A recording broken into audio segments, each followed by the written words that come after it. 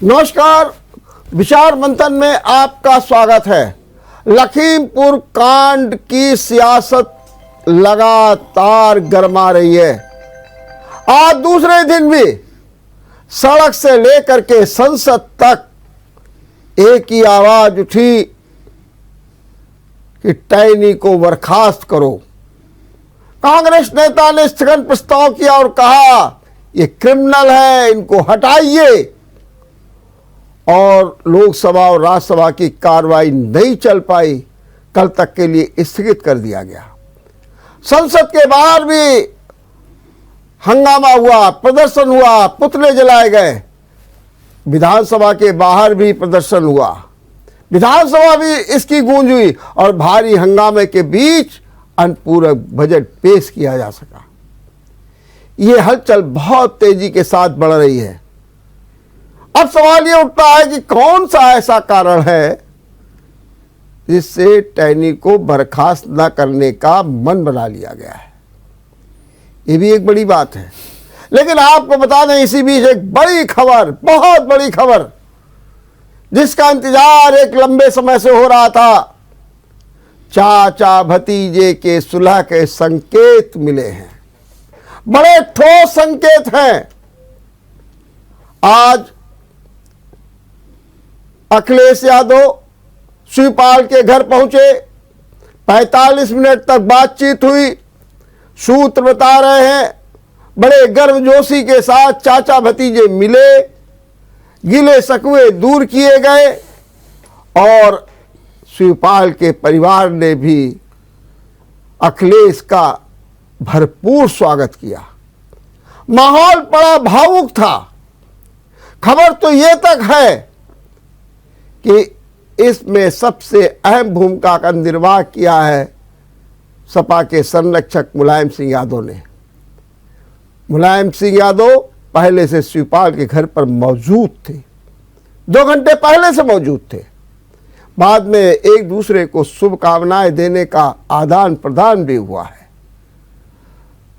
और इसी बीच जो किरण नंदा सपा के नेता है, वो अखिलेश यादव से भी वार्ता कर रहे हैं।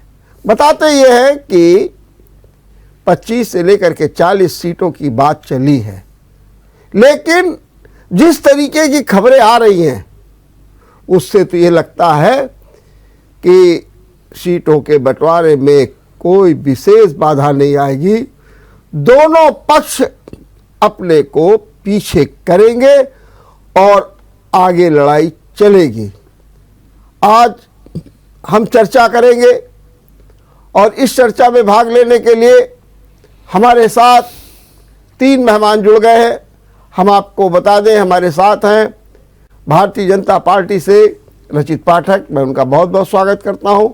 सपा से है नितेंद्र यादव जी, मैं आपका भी बहुत बहुत स्वागत करता हूं। और कांग्रेस से है तुफैल अहमद, मैं आपका भी बहुत बहुत स्वागत करता हूं। सबसे पहले नितेंद्र जी, आपके लिए तो बड़ी अच्छी खबर है, चाचा भतीजे एक हो गए, आप तो खुश। अब तो आपको लगता है कि जो कुछ वोट का परसेंटेज कम हो रहा था वो भी बढ़ेगा और आपकी तो बल्ले बल्ले हो रही है। आज तो आप बड़े प्रसन्नचित्त होंगे, क्या कहेंगे नितिन? बिल्कुल, मैं आपको भी शुभकामनाएं देना चाहूँगा, क्योंकि आप पहले भी इस विषय पर एक कार्यक्रम कर चुके हैं। ये कार्यक्रम तो दीपावली में हो चुका था। एक दूसरे के प्रति सौहार्दपूर्ण वातावरण और सौहार्दपूर्ण शब्दों का इस्तेमाल हो ही रहा था। और राजनीति में जब एक परिवार हैं और वो उनके बीच में तो ऐसे रिश्ते हैं जो खून के रिश्ते हैं। कहावत कही जाती है, लाठी मारने से पानी अलग नहीं होता है। तो उन लोगों को तो रहना ही एक साथ है। वो कुछ लोग बीच में उसका मजा लेते हैं, ये चलता रहता है। और जैसे जैसे चुनाव नज़दीक आ जाएगा, सीटें और सामंजस्य सब ठीक हो जाएगा। और आदरणीय नेताजी जब मौजूद हैं तो हम आदरणीय शिवपाल जी कभी नेताजी की बात काट नहीं सकते और आदरणीय अखिलेश यादव जी भी नेताजी का पूरा सम्मान करते हैं। तो अभी उनके रहते इस तरीके की स्थिति नहीं आएगी। चुनाव दोनों लोग साथ मिलकर लड़ेंगे, ये ठीक है। और तो फिर आप मेरी आवाज सुन रहे हो तो बताइए, अभी चाचा भतीजे की मुलाकात हो गई है, सुलह के संकेत मिले हैं, क्या कहना है आपका? बिल्कुल, पारिवारिक नंबर है और चाचा भतीजे की मजबूरी बन गई है। इसी हिसाब से प्रियंका गांधी जी पूरे उत्तर प्रदेश के अंदर सघन दौरा कर रही है, जनसंघर्ष कर रही है। तो कहीं ना कहीं सपा के अंदर भी बदलाव आ चुकी है और कांग्रेस जिस हिसाब से टेक ओवर कर रही है, तो हिसाब से कहीं ना कहीं चाचा भतीजे को भी नजर लगा है कि अगर एक पद से नहीं आए तो कांग्रेस विकल के रूप में, भाजपा के विकल के रूप में उभर रही है उत्तर प्रदेश के अंदर। कहीं ना कहीं सपा पे डर सता रहा है। ठीक बात। रचित, तो आज जिस तरीके का माहौल था शिवपाल के घर के बाहर और कार्यकर्ताओं में, दोनों के, बसपा और सपा दोनों के कार्यकर्ताओं में अभूतपूर्व उत्साह था। और वो क्या कह रहे थे? वो कह रहे थे कि अब तो बस बीजेपी की सरकार गई, चाचा भतीजे एक हो गए, चाचा की चाबी जो है भतीजे को मिल गई है, अब हर हाल में बीजेपी की सरकार जानी तय हो गई है। इससे तो बड़ा झटका लगा है बीजेपी को, रचित। नहीं, बीजेपी को इससे कोई फर्क नहीं पड़ता। आज ये जो चाचा भतीजे की जो मुलाकात हुई है, समाजवादी पार्टी के राष्ट्रीय अध्यक्ष अखिलेश यादव जी ने पुनः परिवारवाद को आज एक बढ़ावा, मतलब परिवारवादी पार्टी वो है, तो उस चीज़ को आज उन्होंने फिर से चाचा के पास जाकर साबित कर दिया कि समाजवादी पार्टी एक परिवारवादी पार्टी के रूप में उसने पहले भी काम किया है और आगे भी करती रहेगी।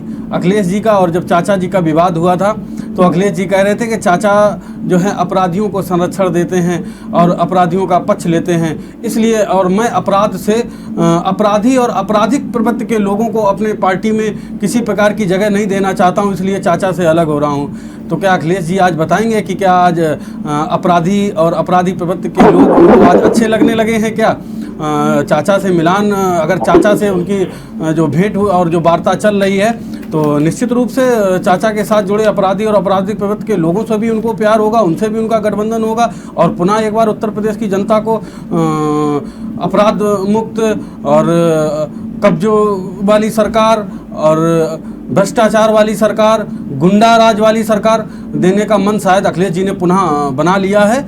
और इसी कड़ी में आज वो चाचा जी से मिले हैं और पुनः उत्तर प्रदेश को और आपने जैसे अभी कहा कि बीजेपी को इससे झटका लगेगा, तो 2017 के चुनाव में चाचा भतीजे एक साथ थे और परिणाम भी आप सबके और जनता के आशीर्वाद से सबके सामने रहे हैं और परिणामों में कोई बहुत ज़्यादा अंतर नहीं आना है।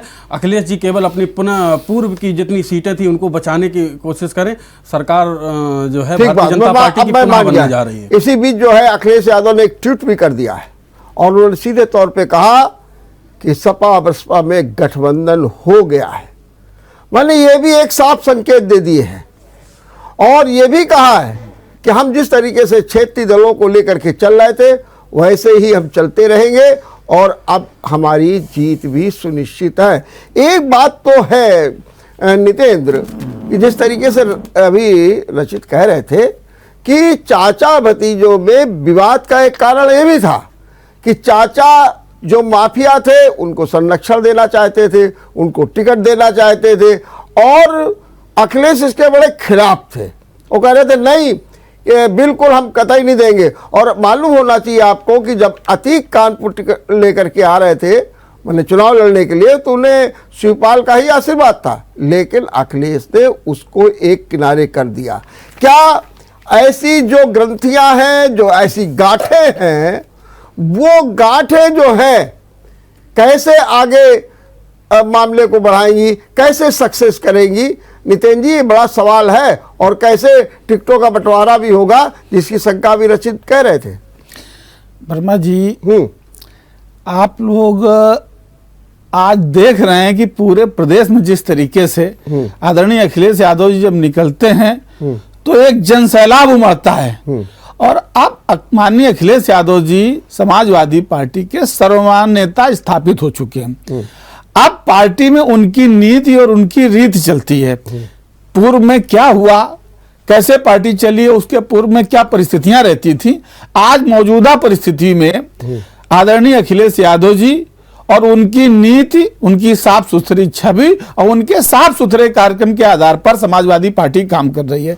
आदरणीय अखिलेश जी ने कभी किसी से समझौता नहीं किया। और मैं बता देता हूं पूरी बात को, आदरणीय अखिलेश जी ने शिवपाल जी को 5 सीटों का ऑफर कर दिया है। वो 5 सीटें निश्चित रूप से किसको होंगी ये वो खूब समझते हैं। इसमें कोई अपराधी, कोई माफिया और किसी भी इस तरीके के गैंगस्टर या गुंडे को जगह नहीं मिलेगी, ये मेरा पूर्ण विश्वास है। और समाजवादी पार्टी के एक एक नौजवान, एक एक नेता का ये विश्वास है कि आज जो भी समाजवादी पार्टी का झंडा उठा करके आदरणीय अखिलेश यादव जी की लाल टोपी पहन करके काम कर रहा है, वो निश्चित रूप से साफ सुथरी छवि के साथ काम करने की मानसिकता बना करके ही समाजवादी पार्टी में काम कर रहा है। वो इस तरीके से कोई, आपको एक घटना याद दिला दूं कि आदरणीय अखिलेश जी की सरकार थी, प्रतापगढ़ के कुंडा में एक सीओ जियाउल हक की हत्या हुई थी, उसमें मात्र राजा भैया के नाम आया था, उनको तत्काल हटा करके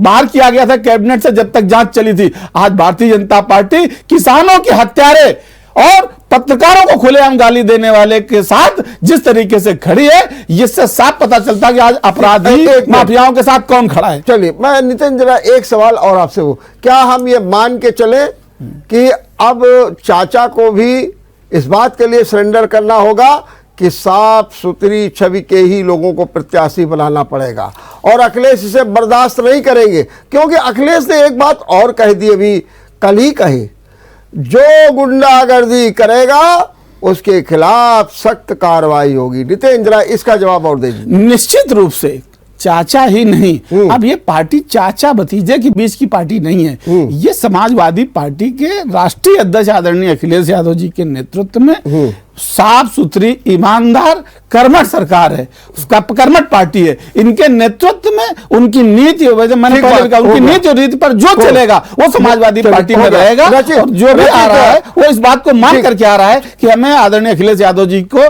नेता मानना है, उनके बताए रास्ते पर ही चलना है। बिल्कुल, तो शिवपाल को भी अब मानना पड़ेगा। बहुत सही बात कह रचित, ये बात बिल्कुल सही हो गई है कि अब जो सपा का जो नया चेहरा आ रहा है, नई सपा जो आ रही है, वो वास्तव में माफिया, गुंडों, अपराधियों से मुक्त हो रही है। और अभी कल ही ये बयान भी दे दिया अखिलेश ने, मैंने एक चेता भी दिया, क्योंकि आप लोग बार बार कह रहे थे गुंडा राज, गुंडा राज, उन्होंने कहा आपकी गुंडाई करेगा तो कार्रवाई होगी, ये तक कह दिया। अब तो आपके पास ये भी मुद्दा चला जाएगा, गुंडा गुंडा गुंडा गुंडा, माफिया माफिया, ये तो भी खत्म हो जाएगा।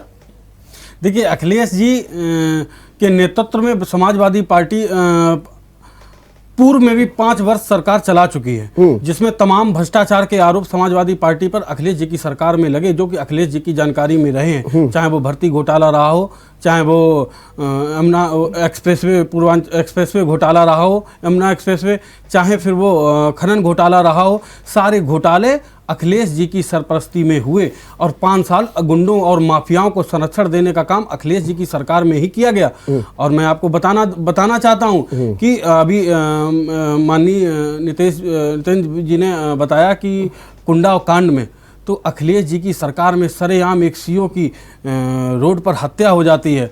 वो अखिलेश जी की सरकार थी और जिन पर आरोप लगे थे वो अखिलेश जी के सरकार के कैबिनेट मंत्री के ऊपर आरोप लगे थे। उन्होंने कह तो दिया था रचित, उन्होंने कह तो दिया कि जांच को शासन और सरकार के दबाव में जांच को निष्पक्ष रूप से नहीं कराया गया। बस अब आपकी बात आ रहा हूं। अब तुफैल, ये क्या आपको लगता है कि जो चाचा भतीजे का सुलह हुई है, जैसा गठबंधन हुआ है, ऐसा संकेत भी आ गए हैं स्पष्ट रूप से, ये क्या सफल हो पाएगा या सीटों को बंटवारा, प्रत्याशियों को लेकर के कहीं ना कहीं जो है उधेड़-बुन मची रहेगी और वो समरसता नहीं दिखने को मिलेगी जो मुलायम सिंह के जमाने में देखने को मिलती थी? तो फैल जी, मेरी आवाज आ रही है? चाचा भतीजे के बीच में जो समरसता बरकरार नहीं रहेगी, हाँ, और दोनों लोगों के बीच में जो गतिरोध है वो कायम रहेगा। और इसमें गतिरोध से ये होगा कि जो अस्थायी सरकार देने नाकामयाब रहेंगे और इनके पिछले 4 साल की डिटेल अपने कार्यकाल नहीं बता रहे हैं और ना भाजपा परिवर्तन बता रहे हैं कि अगर आप 4 साल इतने अच्छे थे तो भाजपा के मौजूदा शासन में और सपा के शासन में जो भी यहाँ पे गुंडे नवाबी सपा के शासन में गुंडेगी कर रहे थे और भाजपा के शासन में बजरंग के गुंडे को गुंडेगी कर रहे हैं। आज बहन बेटियां भाजपा के शासन में 25 नहीं है, प्रदेश अराजकता की ओर जा चुका है। लेकिन कहीं पे दोनों प्रवक्ता अपनी सरकारों को जो महिला मतदान कर रहे हैं, तो कहीं पे चर्चा ये भी बताने का कष्ट करें कि इनके 5-5 4 जो कार्यकाल रहे वो कार्यकाल अराजकता की भेंट कर चुके हैं दोनों पार्टियों के। ठीक बात, जी प्रदेश जनरल राज में तब्दील हो चुका भाजपा राज्य में। ठीक हो गया, बात आपकी बात बन गया। सबसे पहले नितिन जी, ये क्या जरूरी है और आप आखिर क्यों इस बात के पीछे पड़े हुए हैं कि टैनी को मंत्री पद से बर्खास्त किया जाए? आखिर आप क्यों पीछे पड़े हुए हैं? क्योंकि उनका बेटा जेल जा चुका है।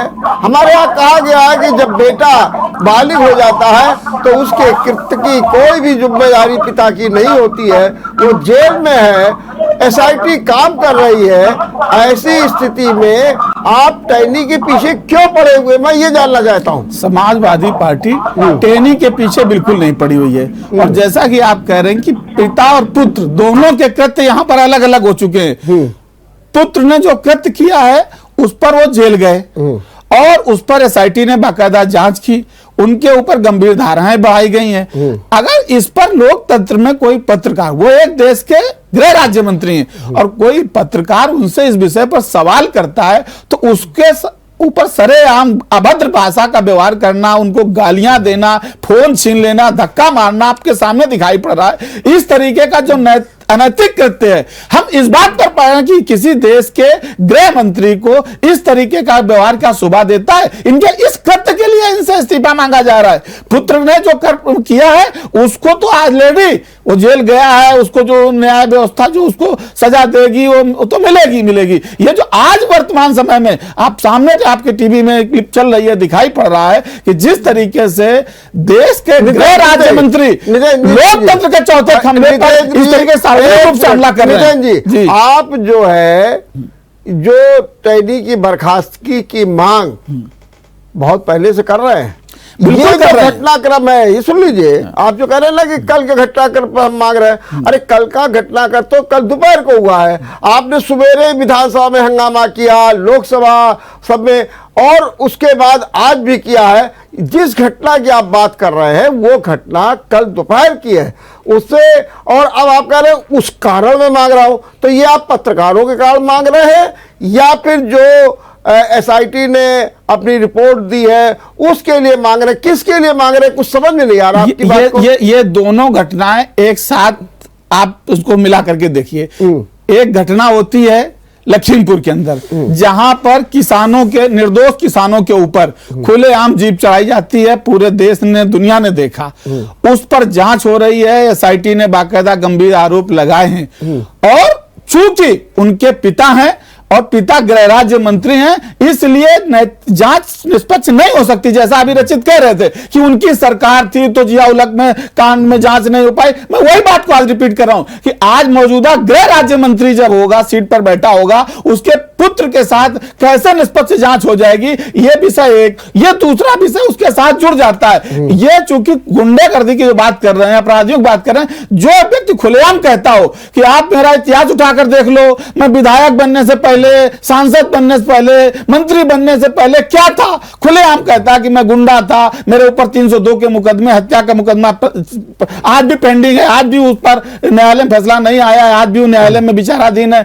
इसके पहले 323, 5-4, 5-6 के मुकदमे ऑलरेडी उनके ऊपर रहे हैं। जो आदमी खुलेआम मंच से धमकी दे रहा हो, ये उनके अनैतिक आचरण के खिलाफ इस्तीफा मांगा जा रहा है। बिल्कुल आपकी बात मैं मान गया। रचित इसमें 2 पॉइंट ये उठा रहे हैं। एक तो पॉइंट ये कि इन्होंने ये कहा कि जिस तरीके से रिपोर्ट आई है, जांच आई है, जिस तरीके से वो बयानबाजी करते रहे हैं उसके कारण ये घटना घटित, इसलिए मंत्री को इस्तीफा देना चाहिए, नंबर 1। और नंबर 2 इन्होंने ये भी कहा कि जैसा कि सीओ की घटना हुई, मंत्री को हटा दिया गया और उसके बाद जांच हुई। तो जब ये उदाहरण पेश कर चुके हैं तो वही बात तो आपसे भी कह रहे हैं कि आप भी मंत्री को हटा दीजिए और जांच हो जाने दीजिए, क्या दिक्कत है? देखिए जिया उल हक हत्याकांड में जो जांच हुई उसमें राजा भैया और जिन लोगों पर आरोप लगाए गए थे उनको सबको जांच एजेंसियों पर सरकार का दबाव बनाकर उनको सबको बरी कराया गया। जबकि हमारी सरकार में उत्तर प्रदेश में भी भारतीय जनता पार्टी की सरकार है और केंद्र में भी भारतीय जनता पार्टी की सरकार है। इसके बावजूद भी एसआईटी की निष्पक्ष जांच आई जिसमें अजय मिश्रा टेनी के बेटे को उसमें दोषी पाया गया।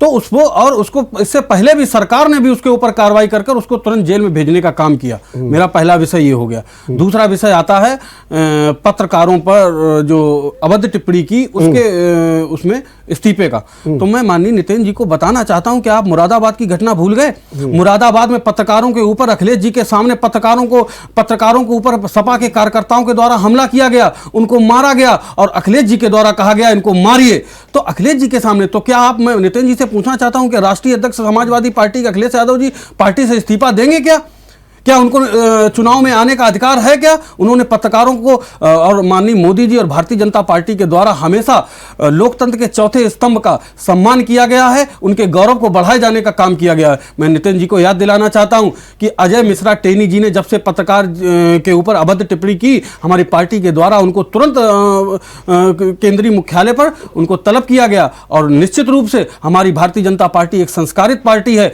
संस्कारों का उल्लंघन कोई भी करेगा उसके ऊपर पार्टी के द्वारा निश्चित रूप से कठोर कार्रवाई की जाएगी और वो आपको दिखेगा। हमारी पार्टी ने तुरंत उनको बुलाया। लेकिन अखिलेश यादव जी का मैं वर्मा जी से एक निवेदन करना चाहता हूं कि अखिलेश यादव जी का वो मुरादाबाद वाला जरा वीडियो भी नितिन जी को दिखा दीजिए जिससे इनकी आंखें खुल जाएं कि अखिलेश जी के द्वारा किस प्रकार अपने सामने पत्रकारों को मरवाने का काम किया गया था। चौथे स्तंभ पर उन्होंने अपने कार्यकर्ताओं के द्वारा हमला कराने का काम किया था। नितिन जी क्या कहेंगे ये जो अखिलेश का प्रकरण का मुरादाबाद में, इस बारे में क्या कहेंगे आप? मुझे उसकी जानकारी नहीं है। उन्होंने कब की घटना का जिक्र कर रहे हैं, क्योंकि भारतीय जनता पार्टी के लोग कुछ काल्पनिक और झूठे घटनाक्रम लेके आया करते हैं। मैं सिर्फ ये कहना चाहता हूं कि आज सरेआम जो दिखाई पड़ रहा है, मेरे सरकार में आरोप लगा मंत्री की संलिप्तता का, तत्काल प्रभाव से उनको कैबिनेट से बर्खास्त किया गया, जांच की गई। जांच में जब अरे आपको किसने रोका है भाई? आप इस्तीफा ले लीजिए, उनको हटा के बाहर करिए और जांच कराइए भाई। वो निष्पक्ष साबित हो जाए, बरी हो जाए तो फिर से शपथ ग्रहण करा दीजिएगा। किसने रोका है? ये नैतिकता है। इस देश का इतिहास रहा है कि कभी अगर ट्रेन एक्सीडेंट भी हो जाती है तो भारत के रेल मंत्री तक ने इस्तीफा दिया है। आज इस देश का इतिहास, आज नैतिकता कहां चली गई? भारतीय जनता पार्टी चरित्र की बात करती है, चेहरे की बात करती है। आज भारतीय जनता पार्टी की नैतिकता कहां है? इतना बड़ा गंभीर मुद्दा है। इस देश का गृह राज्य मंत्री सरेआम जिस तरीके से, ये सिर्फ किस बात की चर्चा है? एक प्रश्न ही तो पूछा था, क्या करेंगे? तो ये जो आप लोग भी पीछे पड़े हुए हैं और आपके राहुल गांधी ने तो कह दिया ये क्रिमिनल है, ये क्या मतलब हुआ? देखिए डॉक्टर, कांग्रेस पार्टी शुरू से कांग्रेस किसान आंदोलन के साथ रही और तीन कृषि कानून का विरोध करती रही। लेकिन कहीं ना कहीं आप देखिए, प्रधानमंत्री से लेकर बड़े भाजपा के नेताओं का परोक्ष अपरोक्ष रूप से अजय मिश्रा टेनी को संरक्षण प्राप्त है और ये लोग कहीं ना कहीं इनका बचाव कर रहे हैं। क्या नैतिकता बिल्कुल भाजपा के अंदर खत्म हो चुकी है? क्या इनके नेताओं के अंदर नैतिकता खत्म हो चुकी है? कहीं ना कहीं ये इस केंद्रीय गृह राज्य मंत्री को संरक्षण देने का काम कर रही भाजपा सरकार और कहीं ना कहीं प्रधानमंत्री का एक संरक्षण प्राप्त है। जब पूरे देश के किसान आंदोलन में था, इनका बेटा वहां पर जाके उनके किसानों को कुचलने का काम करता है। लेकिन तुफैल मेरी बात सुन लीजिए। तुफैल मेरी बात सुनिए। आज सरकार की ओर से एक बयान आया, सरकार कह रही है कि सुप्रीम कोर्ट की निगरानी में जांच हो रही है, नंबर 1।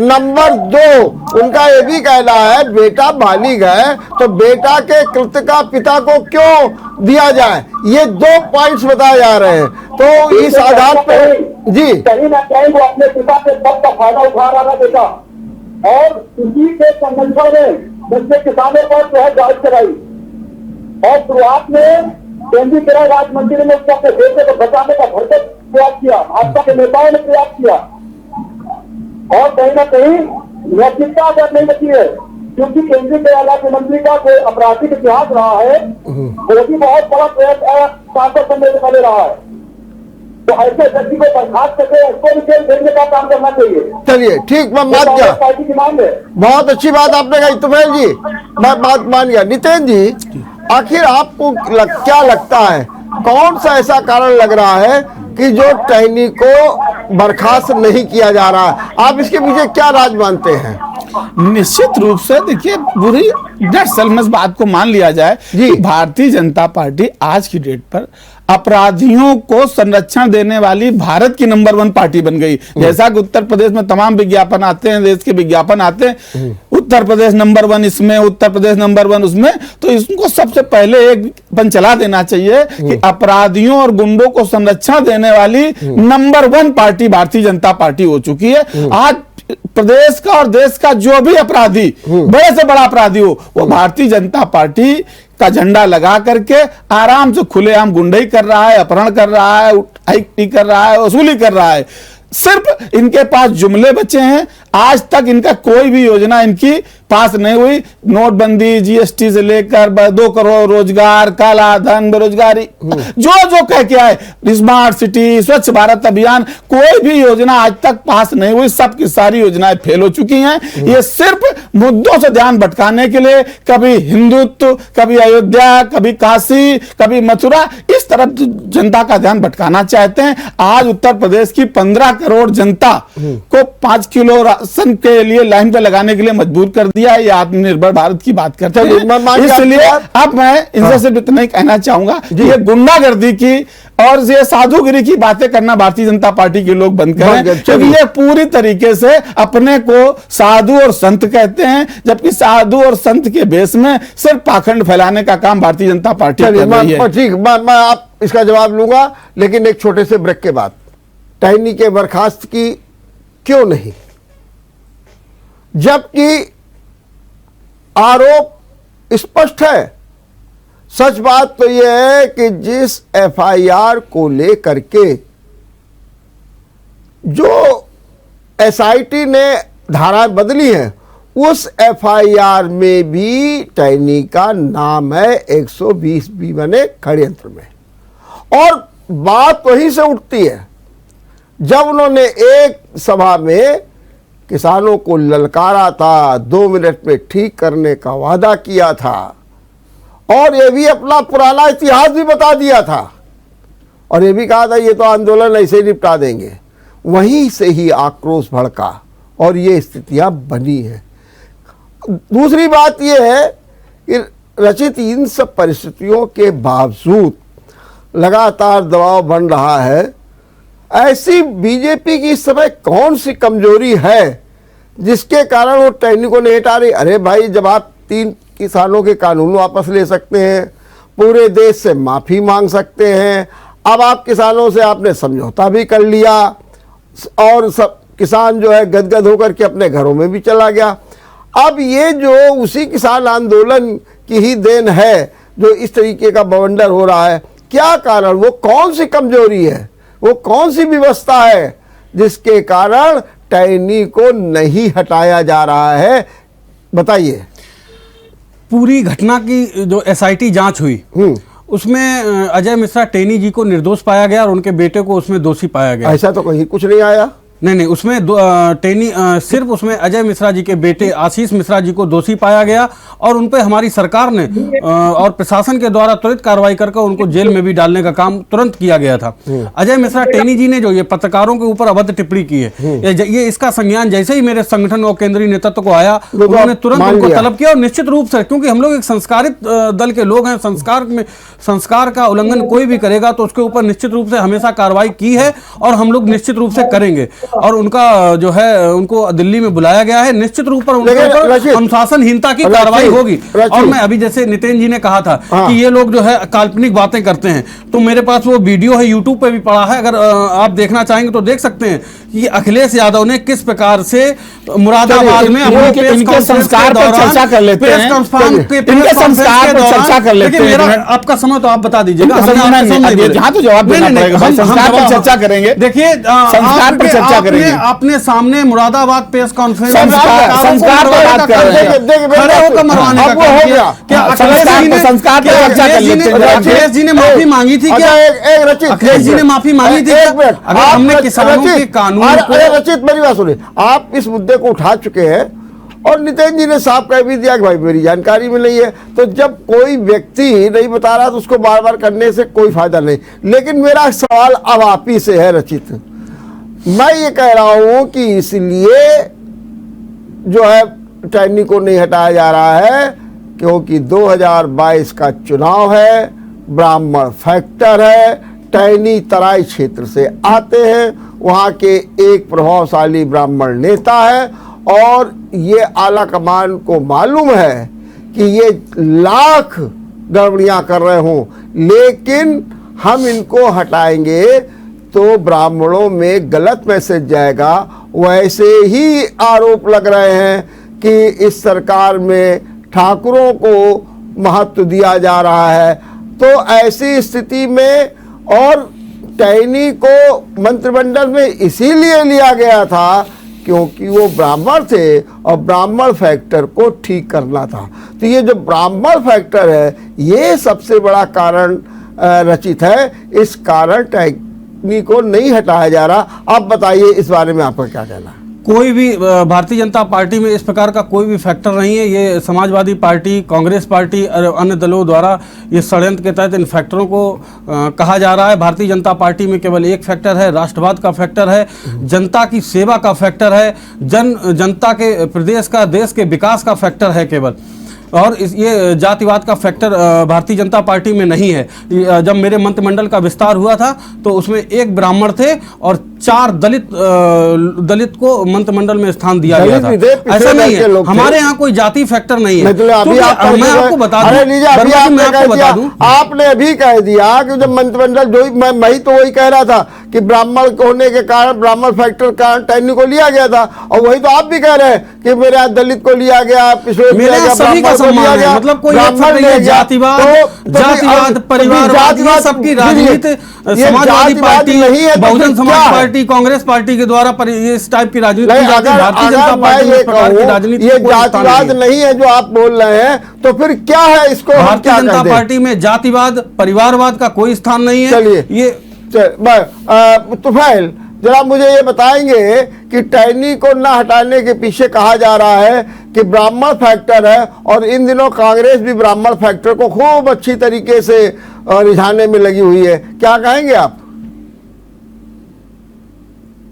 तुफैल मेरी आवाज जा रही है आपको? मामला नहीं है। तुफैल मेरी आवाज आ रही है? आपकी जा रही, उधर से नहीं आ रही।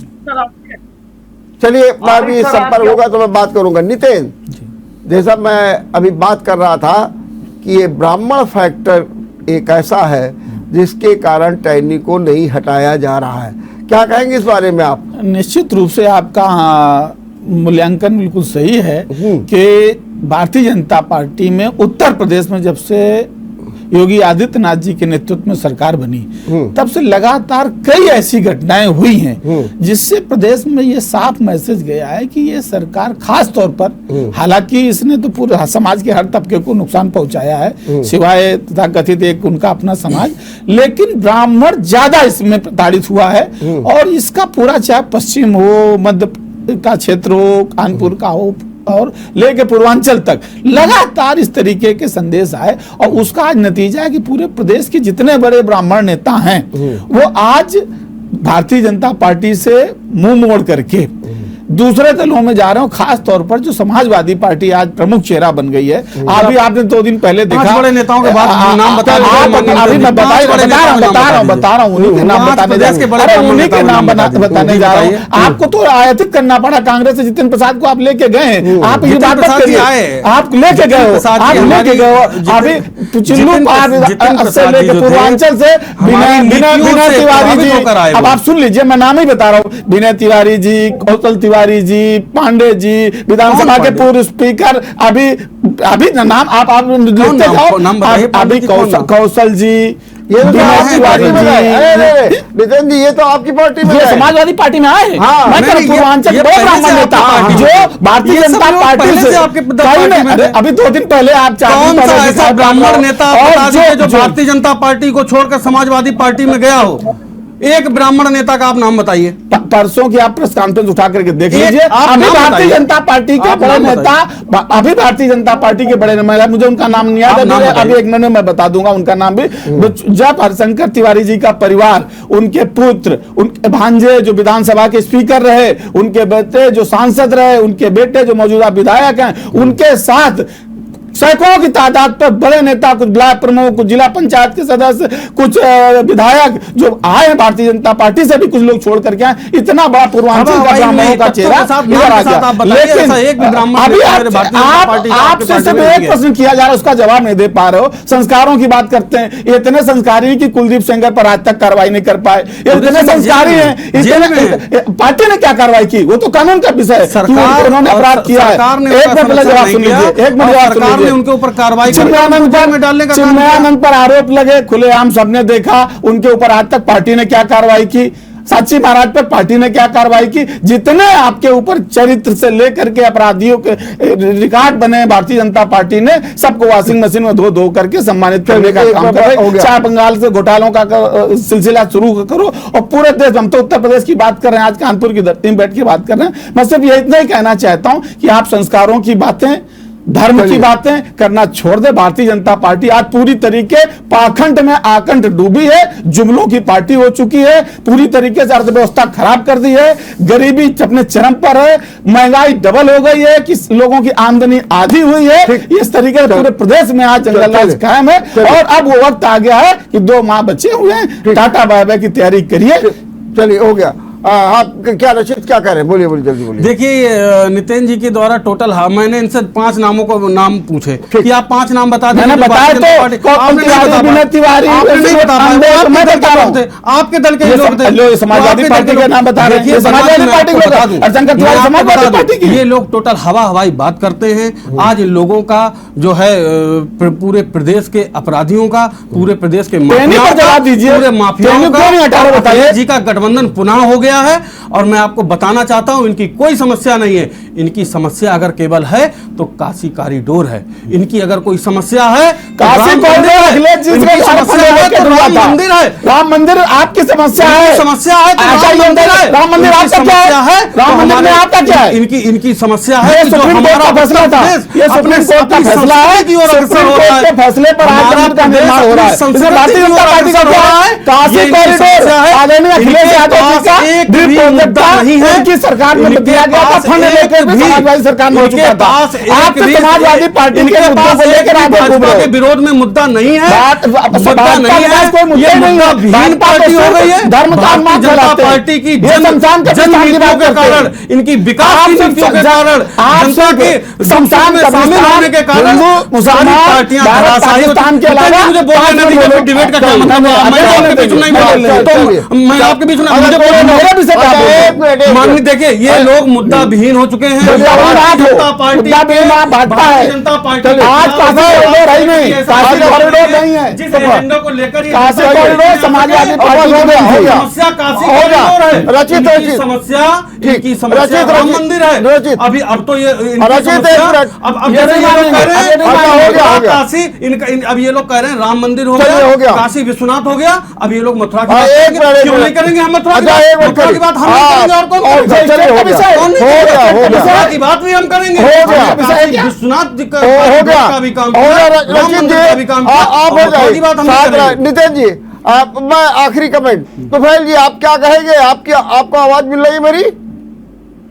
जी सर, आपके बात तुफैल जी से संपर्क नहीं हो पा रहा है, लगातार हम संपर्क करने का प्रयास कर रहे हैं, लेकिन क्या एक बात समझ में आ गई? जिस तरीके से नितेंद्र एक बात कह रहे थे और इसका जवाब जरा रचित जी आप भी जरा दीजिए। बहुत अच्छी बात कह गए।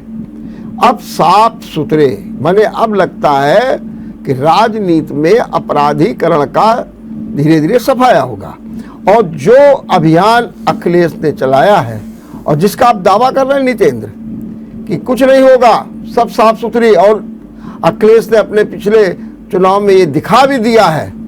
ऐसी स्थिति में क्या ये एक बड़ी चुनौती होगी रचित भाजपा के सामने कि वहां पर साफ सुथरी छवि के लोग होंगे और आपके यहाँ टहनी जैसे लोग होंगे जो चुनाव प्रचार भी करेंगे और विभिन्न अपराधियों को भी टिकट दिया जाएगा? क्या ऐसी स्थिति भी आएगी? आपके लिए एक चुनौती होगी? जनता में गलत मैसेज नहीं जाएगा?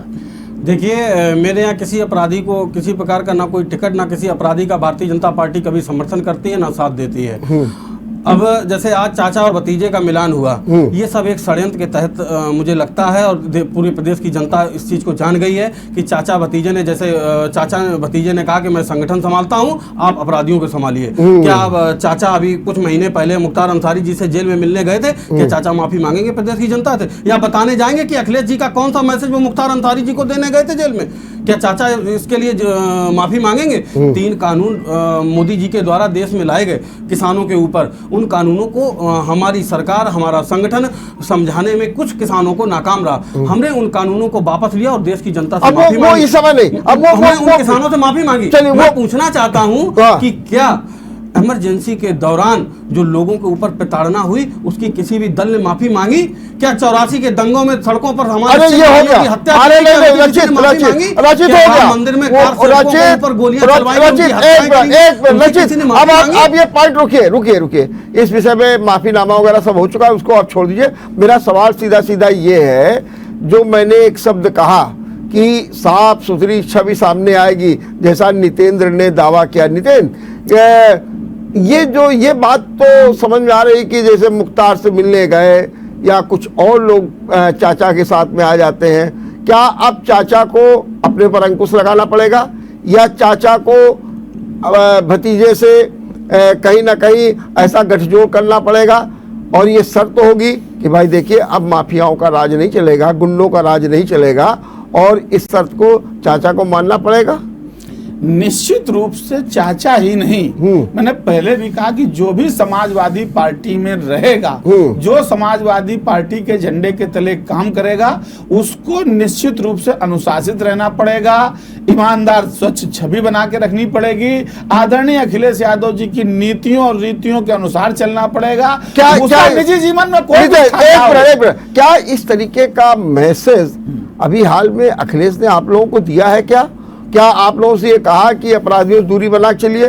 क्या आप लोगों को इस बात के लिए सख्ती की है कि अगर आप लोगों में ऐसा कोई व्यक्ति मिलेगा तो हम उसके खिलाफ सख्त कार्रवाई? क्या ऐसा मैसेज, ऐसा एजेंडा, ऐसा निर्देश अखिलेश जी ने क्या आम नेताओं कार्यकर्ताओं को दे दिया है? क्या ये आज नहीं, जब से आदरणीय अखिलेश यादव जी ने समाजवादी पार्टी की बागडोर अपने हाथ में संभाली है, तब से लगातार इधर पिछले 4 सालों में संगठन जब से उनके हाथ में है, उन्होंने हमेशा चाहे संगठन बनाने का काम किया हो, चाहे किसी को टिकट देने का काम किया हो, या कोई भी निर्देश होगा, उसमें पहली प्राथमिकता होगी कि वो व्यक्ति निश्चित रूप से साफ सुथरी छवि का हो, पढ़ा लिखा हो, ईमानदार हो, उसके ऊपर किसी भी तरीके का आपराधिक इतिहास या उसके ऊपर गुंडागर्दी के आरोप नहीं होंगे। और अगर किसी ने इस तरीके का काम किया तो उसको तत्काल दल से बाहर का रास्ता दिखाने का काम बहुत अच्छी बात अखिलेश यादव जी करते हैं।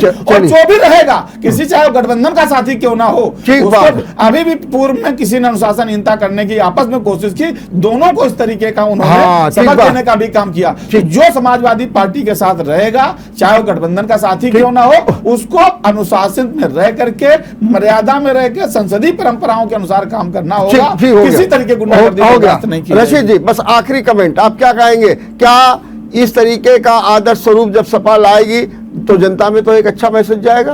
कोई मैसेज वर्मा जी नहीं जाएगा। आज आपने देखा जिस प्रकार से पुनः परिवारवाद को जीवित करने का काम अखिलेश जी ने किया। अब मैं जिस तरह से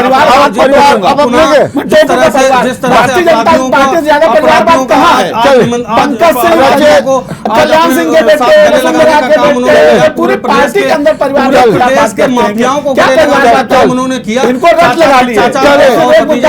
हो गया। एक आखिरी कमेंट, अगर तुफैल जी मेरी आवाज आ रही हो तो आप आखिरी कमेंट कर दीजिए। नहीं जा रही मेरी। चलिए, बहुत बहुत धन्यवाद रशीद जी आपको, और बहुत बहुत धन्यवाद नितिन जी आपको, और बहुत बहुत धन्यवाद तुफैल जी।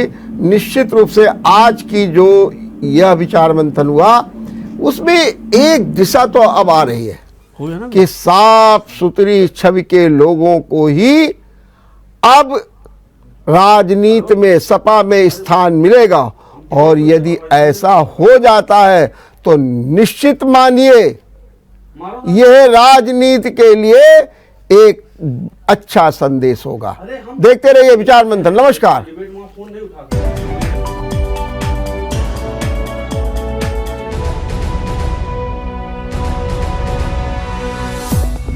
अगर आपको हमारा वीडियो पसंद आया हो तो हमें लाइक करें, सब्सक्राइब करें और ज्यादा से ज्यादा शेयर करें। और हाँ, बेल आइकॉन दबाना ना भूलें ताकि हर खबर का अपडेट आप तक पहुंचे तुरंत। आप हमें इंस्टा, ट्विटर और फेसबुक पर भी फॉलो कर सकते हैं। हमारी आईडी है @JMT News।